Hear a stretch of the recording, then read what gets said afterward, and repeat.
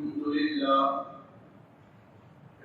لله وحده والصلاة والسلام على من لا نبي بعده أما بعد قال الله تعالى أعوذ بالله من الشيطان الرجيم بسم الله الرحمن الرحيم كنتم خير أمة أخرجت للناس تأمرون بالمعروف وتنهون عن المنكر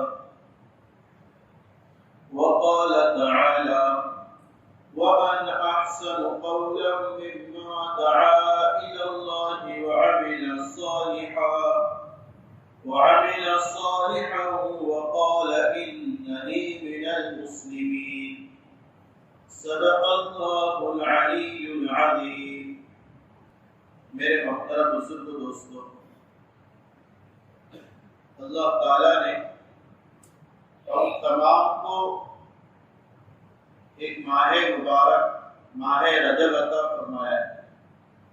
رجب المرجب یہ اسلام کے ان مہینوں میں سے ہے جن مہینوں کی تقسیم کی جاتی ہے۔ 12 مہینوں میں سے 4 مہینے تقسیم کے شمار کیے جاتے ہیں۔ وہ 4 مہینے یہ ہے شوال، ذی القعدہ اور ذی الحجہ، یہ لگاتار 3 مہینے، اور 14 مہینہ یہ رجب المرجب ہے جو رمضان سے 1 مہینہ پہلے آتا ہے۔ اس مہینے کی فضیلت کے لیے اتنا کافی ہے کہ نبی اکرم صلی اللہ علیہ وسلم نے اس مہینے کے لیے دعا مانگی، اللہم بارک لنا فی رجب و شعبان وبلغنا رمضان۔ یا اللہ اس مہینے میں یعنی رجب اور شعبان میں ہمارے لیے برکت عطا فرما۔ برکت کا کیا مطلب ہے؟ علماء کرام یہ فرماتے ہیں کہ برکت سے مراد یہ ہے زندگی میں اور عمل میں برکت عطا فرما، کہ میری زندگی بھی باقی رہے اور میرا عمل بھی اچھا ہو، میں ان دونوں کے ساتھ وبلغنا رمضان، تیرے کرم سے رمضان تک پہنچ جاؤ۔ اس لیے علماء کرام فرماتے ہیں صحابہ کرام کی اس مہینے میں عبادتیں ریاستیں بڑھ جایا کرتی، اور نبی اکرم صلی اللہ علیہ وسلم بھی اس مہینے میں عبادت کو بڑھا دیا کرتے ہیں۔ روایت میں آتا ہے آپ اس مہینے کے کثرت سے روزے رکھا کرتے ہیں۔ رجب کے راویہ فرماتی ہے کہ نبی اکرم صلی اللہ علیہ وسلم اتنی کثرت سے روزہ رکھتے رجب کے اندر کہ ہم یہ خیال کرتے کہ اب آپ روزہ رکھنا بند نہیں کریں گے، مسلسل 3 مہینے تک آپ روزے رکھتے چلے جائیں گے، اس طرح ہمیں خیال اور گمان ہوا کرتا ہے۔ اور صحابہ کرام بھی اس مہینے میں کثرت سے روزہ رکھا کرتے، چنانچہ علماء نے مسئلہ لکھا ہے رجب کے مہینے میں کسی دن کو متعین کیے بغیر نفلی روزہ اگر کوئی رکھنا چاہے تو اس کی اجازت ہے، چاہے جتنے روزے رکھے، چاہے جتنے روزے رکھے جائے اس کی گویا کہ اس مہینے میں اجازت، لیکن کوئی مخصوص روزہ نہیں۔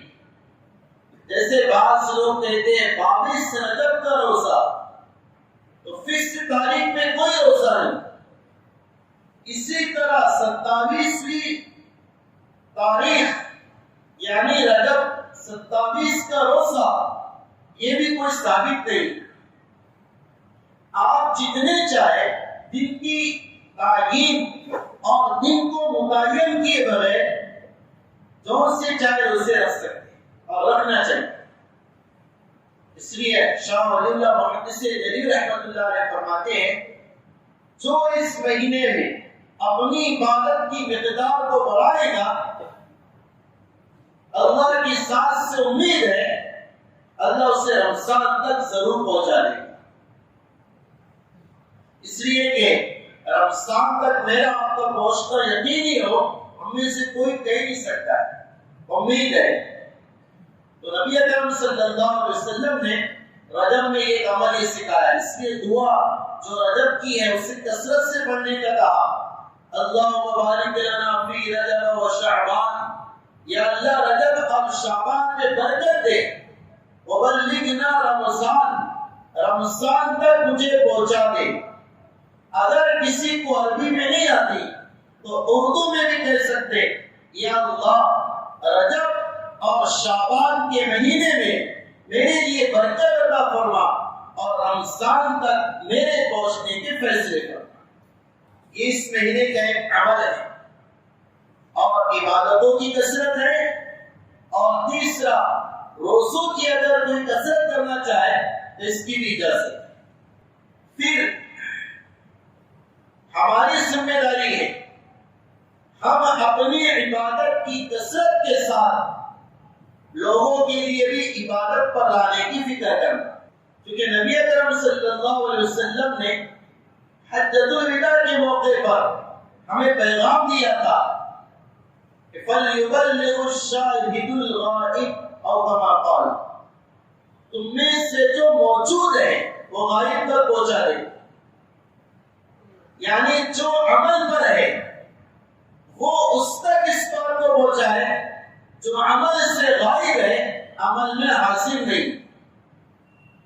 یہ ذمہ داری ڈالے آپ ہر ایک پر کہ بھائی اپنی دین کی ذمہ داری عمل کرتے ہوئے دوسروں تک پہنچانا ہے. نبی اکرم صلی اللہ علیہ وسلم نے اپنی دین کی محنت سے عبادت اور دین کا ماحول بنایا. عمومی فیصد بنی تھی آپ کی محنت سے دعوت سے اور آپ کے مجاہدے سے آپ کی تبلیغ سے اور آپ کی طرف سے اور آپ کی مرض سے اور آپ کی فکر سے عمومی فیصد اللہ نے بنائی کہ مرد کی کارگزاری یہ تھی کہ منافق کی مسجد کی نماز میں جماعت کے لیے آیا جائے. حالانکہ منافقوں کا نفاق یہ مشرکین سے بڑا ہے لیکن محنت کا ایسا ماحول تھا ہر ایک مسجد میں جماعت میں آیا کرتا. حتیٰ کہ منافقین سفر میں بھی نبی کے ساتھ رہا کرتے. مسجد نبوی اور مدینہ میں بھی آپ کے ساتھ رہا کرتے. یہ آپ کی صحبت کا ان پر اثر تھا لیکن اندر سے ارادہ کچا تھا اس سے منافق تھے. اور آپ کی گھڑی بھر کی صحبت وہ تو سارے ولایت اور سارے ابدالیت اور سارے قطبیت اور سارے روحانی درجات کی ترقی کا سبب ہے. لیکن ان لوگوں نے اندر سے بننے کے ارادے نہیں کیا. ایسا ماحول بنا مردوں کا ہر ایک نمازی کا. خود نبی اکرم صلی اللہ علیہ وسلم بیمار تھے پھر بھی ایسی حالت میں مسجد آئے آپ کے پیر زمین پر ٹکنے کی طاقت نہیں رکھتے تھے. آپ انہیں گھسیٹ کر لائے اور آپ نے نماز پڑھائی بیٹھ کر. صحابہ نے نماز پڑھی کھڑے ہو کر اور مسئلہ بتایا. امام اگر بیٹھ کر نماز پڑھائے تو مقتدی کھڑے ہو کر ابتدا کرے. یہ ہمارے مسیح کا مسئلہ ہے. یہ شریعت سمجھا رہی نماز کی اہمیت. اس لیے ہمیں بتایا نماز کا اہتمام کرو. شریعت نے نماز کا اہتمام اس طرح بتایا. ایک آدمی پلین میں نماز کا وقت آ گیا, وضو کے لیے پانی نہیں, تیمم کے لیے مٹی نہیں. اب وہ کیا کرے؟ نماز کا وقت ہے، اب کیا کریں؟ تو فقہاء علماء یہ مسئلہ بیان کرتے، اولا پانی کی کوشش کریں، اگر پانی میسر نہ ہو تو وہ بغیر وضو کیے، بغیر تیمم کیے اپنے سیٹ پر بیٹھے بیٹھے اشاروں سے نماز کی طرح عمل کر لے، نماز پڑھ لے، لیکن اس وقت نماز کے وظیفے کو اور معمول کو نادا نہ کرے۔ پھر جب اس کا پلین لینڈنگ ہو اور اسے وضو کا سبب پانی وغیرہ مل جائے تو پھر وضو کر کے دوبارہ نماز کو ریپیٹ کرے، لیکن اس وقت میں کرنا پڑے گا۔ اس سے بھی آگے ایک مسئلہ لکھا، ایک آدمی ایسا ہے جس کے پاس سطر چھپانے کپڑا نہیں، برہنہ ہے، اتنا فاقہ ہے، ایسا غریب ہے، سطر چھپانے اور ظاہر اور باطن کو چھپانے کوئی اس کے پاس آیا نہیں، تو کیا کرے؟ سمجھے؟ شریعت کہتی کہ اس وقت میں بیٹھ کر نماز پڑھے، کسی نماز پڑھے بیٹھ کر، نماز نہ چھوڑے، اور پھر جب تیرے پاس کپڑا آ جائے گا تو تو اپنی نماز کو دوبارہ پڑھ لے، لیکن اس وقت میں نماز مت چھوڑنا۔ اب اندازہ کرو کیا شریعت کی نزاکتیں ہیں نماز کے بعد کہ نماز کو چھوڑو۔ اس لیے نماز ایک ایسا عمل ہے جو کسی حالت میں معاف نہیں، ہر حالت میں۔ تو نبی اکرم صلی اللہ علیہ وسلم کی محنت سے ماحول یہ بنا تھا، ہر ایک نمازی کا 100% نمازی تھا۔ ہماری مسجد کے اطراف میں تقریباً 250 مکان ہیں، ایک مکان میں 3 آدمی اگر ہو بالغ تو تقریباً 750 ہوتے۔ کتنے ہوتے ہیں؟ 750۔ ہماری مسجد میں 9 صفیں، ایک صف میں 40 لوگ آتے، کتنے ہو گئے؟ 9 × 36، 360۔ گویا کہ 350 اس کمرے میں اور اس مسجد میں آتے ہیں۔ آپ اندازہ کرو اگر فجر کی نماز میں وہ مجمع آ جائے جو اس محلے میں 750 کی تعداد میں، تو بزرگوں دوستوں دوسرا فلور بھی فل ہو جائے گا۔ اور ابھی اندازہ حالات صورت حال کیا ہے، فجر میں مشکل سے 2 صفیں بھر رہی، 70-80 لوگ آ رہے، 100 پکڑ لو بہت زیادہ، میکسیمم بھی نمازی ہے میرے محلے میں۔ میں اس پر افسوس کروں اور اس کو میں اپنی محنت میں لاؤں۔ جس دن اس مسجد کی حالت یہ ہوگی، جو جمعہ کے مصلی ہے وہ فجر میں آئیں گے، اللہ دین کو سارے دنیا میں ضرور چمکا دے۔ عمر پہ اس کی طاقت ہے، جیسے جمعہ میں جو رب لا سکتا ہے وہ رب فجر میں بھی لا سکتا ہے، رمضان میں جو رب لا سکتا ہے وہی رب فجر میں لانے پر قادر ہے، اس شرط کے ساتھ کہ بندہ چاہے۔ اس لیے میرے عزیز و بزرگوں دوست، میں اپنی گلی میں دیکھوں اور اپنے گھر میں دیکھوں کون بے نمازی، ایک بے نمازی کی نحوست ضرور گھر میں پڑتی۔ گرچہ وہ جو ایک بات بولی جاتی ہے نا، ایک بے نمازی کی نحوست 40 گھروں تک جاتی ہے، یہ کوئی بات نہیں، نہ حدیث میں ہے نہ کسی کا قول ہے۔ ہاں اتنا ہے، بے نمازی سے گھر میں بے برکتی ضرور آتی ہے، بے نمازی سے گھر میں بے برکتی ضرور آتی ہے۔ تو میرے عزیز و بزرگوں دوست، مجھے آپ کو ایک کام یہ کرنا ہے کہ ہم اتنی محنت کریں میرا پورا محلہ فجر میں آ جائے۔ صحابہ کرام اس زمانے میں کیا ماحول کا فجر میں نے ابھی گزشتہ 2 دن پہلے سبق پڑھا ہے تحاوی شریف میں کہ نبی کے زمانے میں فجر کی 2 اذانیں ہوا کرتی، 2 اذان۔ کیا وجہ تھی؟ آج آپ نے حرم میں دیکھے ہوں گے، وہاں 2 اذانیں ہوتی، تو اس کا ریزن کیا ہے جو آزار ہوگا؟ ہم نہیں دیتے، وہ دیتے، میں بتاتا تفصیل ہے، شارٹ میں سن لو۔ علامہ علی رحمۃ اللہ علیہ فرماتے ہیں نبی اکرم صلی اللہ علیہ وسلم کے زمانے میں صحابہ ساری رات مسجد میں عبادت کیا کرتے ساری رات۔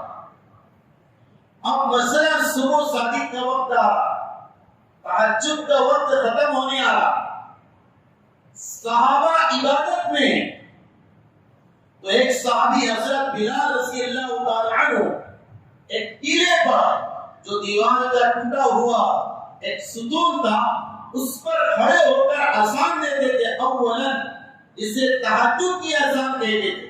وجہ کیا تھی؟ ریزن کیا تھا؟ تاکہ جو لوگ رات بھر سے مسجد میں ہیں، عبادت کر رہے، نماز پڑھ رہے، رو رہے، دعا کر رہے، وہ اپنے گھر پر چلے جائیں، اگر روزہ رکھنا ہو تو روزہ رکھ لے، اور اگر کوئی ضرورت ہو اس سے فارغ ہو جائے، اور 15-20 منٹ آرام کرنا ہو تو وہ آرام کرے۔ اس لیے پہلی اذان ہوا کرتی، اور پھر دوسری اذان جب وقت ختم ہوتا، فجر کا وقت شروع ہوتا، تو عبداللہ بن ام مکتوم اذان دیا کرتے۔ تو کیا ماحول ہوگا؟ فجر کے لیے ساری رات سے تیاری ہوا کرتی، حتیٰ کہ اذان دے کر گھر بھیجنا پڑتا تھا، جاؤ ضرورت پوری کر کے آ جاؤ، روزہ رکھنا ہے، صحیح کرنا ہے، کچھ آرام کرنا ہے، اور دیگر ضروریات۔ سمجھ آئی بات؟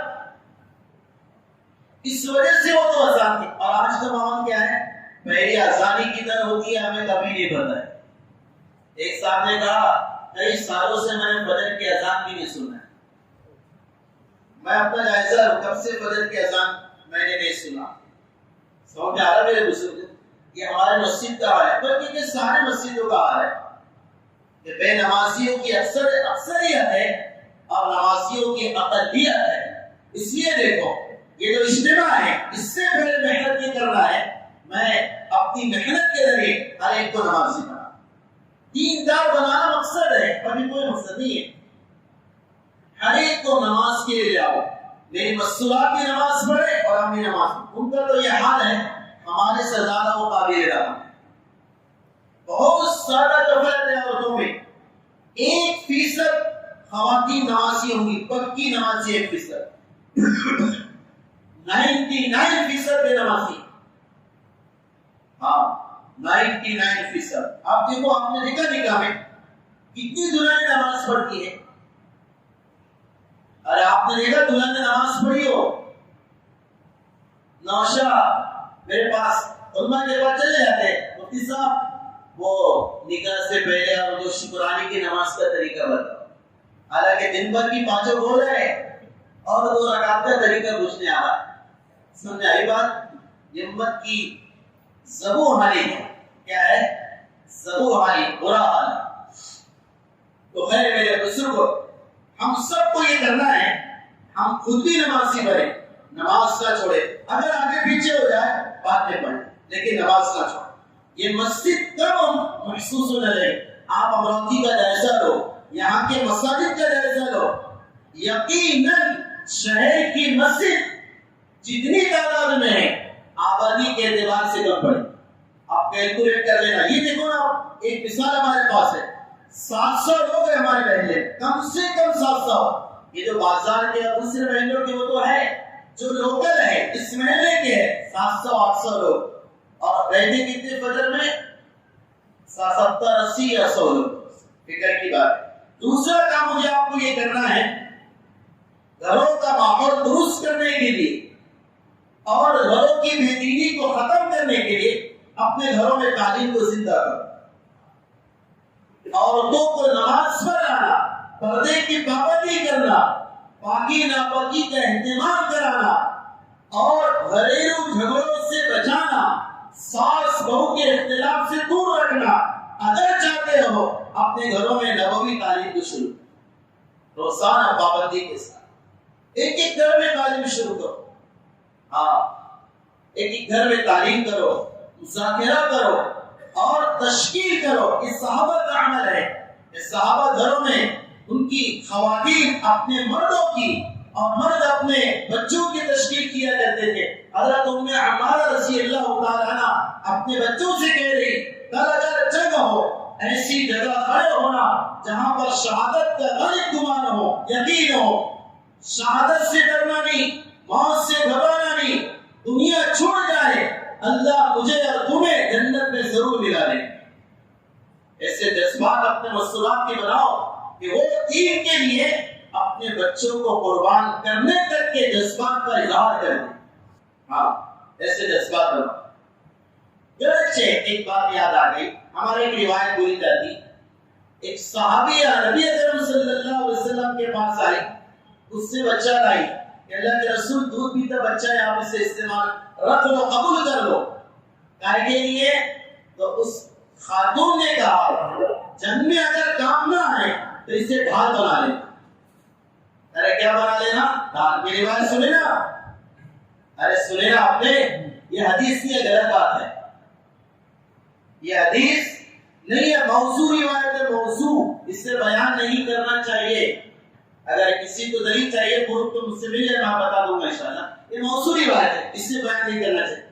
اس سے درگزر صحابیات کے جذبات اس سے کئی زیادہ بلند. سمجھے؟ ہاں میں نے ایک بات کہا، نبی علیہ السلام نے محنت کی برکت سے بڑا ماحول بنایا تھا کہ صحابیہ وہ بھی دین پر سب کچھ لگانے تیار. انسانوں کی چھوڑ جانوروں میں ماحول بن گیا محنتوں سے.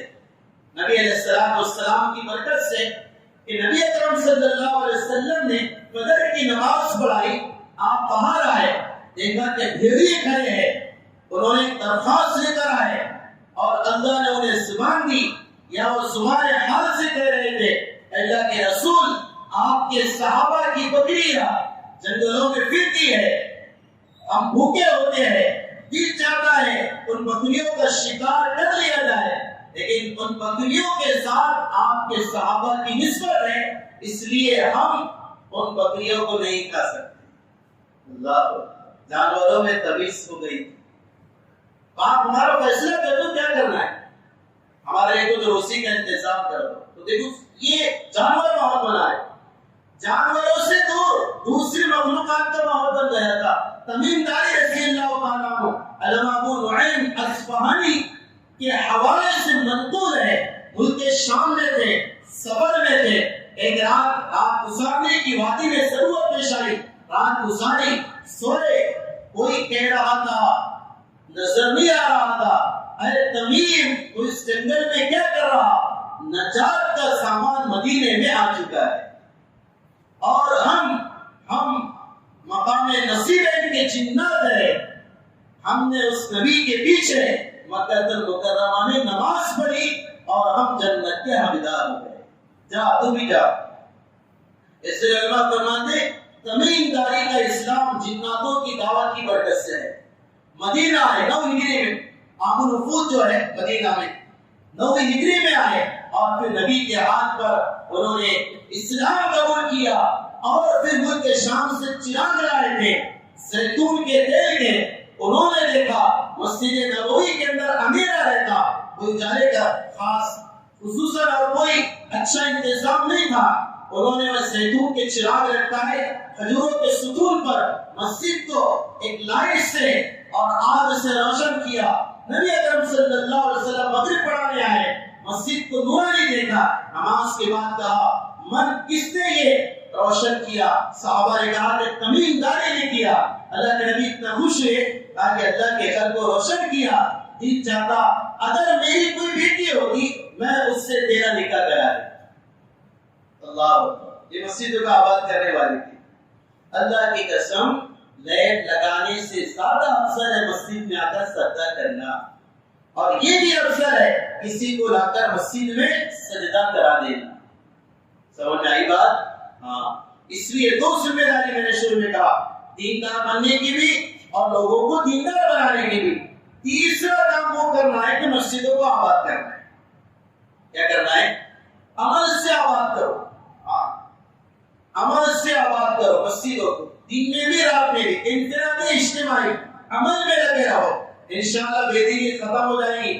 جس مسجد کے اندر کا نظام عملی اعتبار سے صحیح اور درست ہوتا ہے، اللہ اس کا اثر محلے پر ضرور ڈالتا ہے۔ یہ بات ہے، اس لیے مسجدوں کو وقت دو، ایسے مت آیا کرو کہ مسجدوں کے اندر آئے جیسے کہ مچھلی پانی سے باہر آتی، اٹھتی ہے وہ باہر اور پھر باہر جانے تک اندر جانے تڑپتی ہے، تو ہم باہر جانے کے لیے تڑپے۔ بہت افسوس ہوا، میں ایک نوجوان کو دیکھا عشاء کی نماز 8 بجے، اتفاق سے وہ نوجوان 7:45 بجے آ گئے۔ اس نے گھڑی کو دیکھا، اتنا افسوس کیا جلدی آنے پر، ارے یار ابھی تو 15 منٹ بعد کیا تعلق رہا مسجدوں سے اور اللہ سے، یعنی جلدی آنے پر افسوس کر رہا کہ جلدی کی بات ہے۔ یہ صورتحال ہے نا بزرگوں، بہت بے دینی کے تھر لگے ہوئے ہم سب میں۔ اس سے میرے عزیزو، ہماری محنتوں کا عنوان یہ ہے، ہم ہر ایک کو منا کر ہر ایک کے ٹوٹی میں ہاتھ آتا مسجد لاؤ اور اس سے اللہ اس کے رسول کی بات کہو۔ بازاروں میں دین کی بات کہی جا سکتی ہے، چوراہوں پر ایک ماحول بناؤ جیسے رمضان کا ماحول ہوتا ہے، ہر ایک دین کی طرف متوجہ ہوتا ہے۔ ہمارے محلے کا نابالغ بچہ بھی دین کی طرف متوجہ۔ اور ایک آخری کام یہ کرنا ہے، اللہ کے راستے میں قربانی کے لیے ہمیں آگے بڑھنا ہے۔ وہ کام کیا ہے؟ ہر ایک گھر سے ایک فرد اللہ کے راستے میں نکلو، بہت آسان کام ہے۔ انشاءاللہ ایک ہی برکت سے گھر کے اندر دینداری اللہ لائیں گے۔ ایک ایک کی تشکیل کرو، ترغیب کے ساتھ اس کے مسائل کا حل بتا کے، اس کے مسائل کی صورتیں مرتب کر کے اللہ کے راستے میں نکلنے کا کرو۔ ہاں، یہ اجتماعات کے مقصد ہوتے ہیں، ورنہ کوئی دوسرے مقاصد نہیں، صرف یہ میرے اندر دینداری آ جائے۔ محلہ مسجد کے ممبر سے لے کر بازار کے در اور دیوار تک، اور بازار کی سڑک تک، سڑک سے لے کر میرے گھر کے اندر تک پورا وہ ماحول ہو جو نبی اکرم صلی اللہ علیہ وسلم نے مدینے کا بنا کر۔ سمجھ میں آئی بات؟ قربانیاں دو۔ اس لیے اپنے گھر سے اگر آپ کی تشکیل ہو، جہاں بھی آپ رہتے ہیں، اس محلے والے دیگر محلے والے مشورہ کرو، ایک فرد کو اللہ کے راستے میں دینا ہے، تاکہ میرے گھر کی بیدینی سب کے اندر عموم کی بیدینی ہے۔ ایک بزرگ فرماتے اللہ کا عذاب چند کی بے دینی سے نہیں آتا ہے، عمومی فضا بے دینی کی بنتی ہے جب اللہ ناراض ہو جاتے ہیں، ظالموں کو مسلط کر دیتے ہیں۔ اور آقا کا فرمان ہے اللہ تم پر ظالم کو مسلط کر دے گا اگر تم دعوت اور دین کی محنت کو چھوڑ دو۔ خلاصہ ہے امر بالمعروف اور نہی عن المنکر کے چھوڑنے کا۔ اس وجہ سے میرے عزیز سے بزرگوں دوستوں، یہ سارا بندہ کی ارادہ تو یہ کرے آج سے انشاءاللہ نماز نہیں چھوڑیں گے۔ ارے ارادہ کر دور سے بولو انشاءاللہ، ہاں نماز سے چھوٹے، سفر حضر، خوشی غمی، شادی میت، تقریب کوئی جائز پورے کرا، نماز میری نہیں چھوٹے گی۔ دنیا ادھر کے ادھر ہو جائے ایک کام، دوسرا گھروں میں تعلیم زندہ کریں گے انشاءاللہ۔ تیسرا عمل یہ ہے کہ ہم تین دن کی جماعتیں نکالیں گے، وہ بھی ایک عمل ہے، ہر ایک پر 3 دن جاؤ انشاءاللہ۔